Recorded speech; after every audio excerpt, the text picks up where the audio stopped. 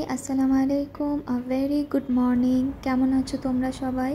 आशा करी भालो आछो। आमिও आलহামদুলিল্লাহ खूबই भालो आছি। और भिडियो देखेই बुझते पारछो आमी आमार बंधुदेर साथे तोमादेर सामने एसे हाजिर। तो हाँ, सकाल सकाल उठे पड़ेছি कारण आमार डिউটি आछे, मर्निंग डिউটি।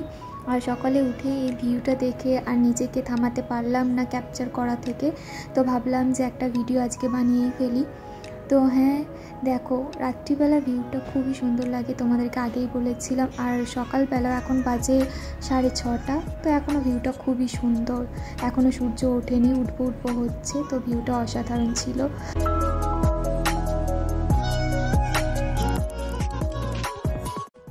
आज के आमरा এই ভিডিওটাতে শিখবো কিভাবে আইভি ক্যানোলা দিতে হয় হাতের মধ্যে। স্টেপ বাই স্টেপ চলো প্রসিজারটা শুরু করি।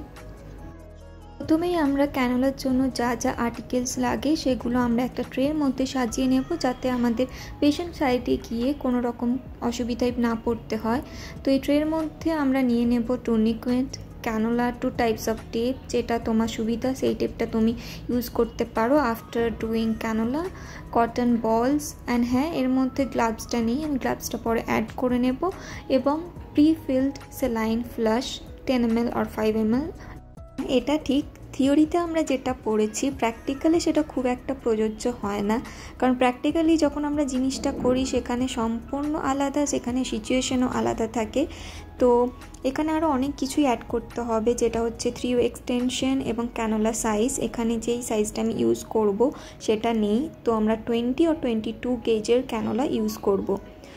First arrange all the articles, then অবশ্যই explain the procedure to the patient এবং তারপর take consent from the patient, and most important part is hand washing. Before doing any procedure you have to do your hand wash. Insert করার আগে অবশ্যই তোমাকে ভেনটা খুঁজে নিতে হবে, যেই ভেনে তুমি ক্যানোলাটা ইনসার্ট করবে, এবং গ্লাভস আর টুনিকেন দিয়ে তুমি আগে জায়গাটা বেঁধে নেবে, তারপর ক্যানোলাটা ইনসার্ট করবে। দেখতেই পাচ্ছ ব্যাক ফ্লো চলে এসেছে, তো ক্যানোলাটা একদম সঠিক জায়গায় প্রিক হয়েছে।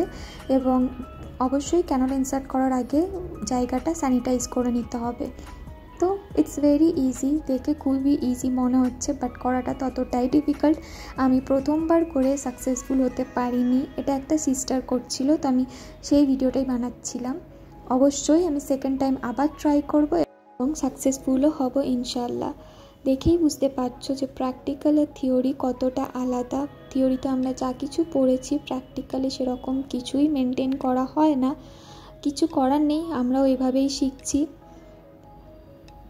এবার ক্যানোলা শেষ হওয়ার পর এখানে 3 এক্সটেনশন লাগানো হবে এবং ইজি ফিক্স দিয়ে পুরো ক্যানোলাটাকে ফিক্সড করা হবে।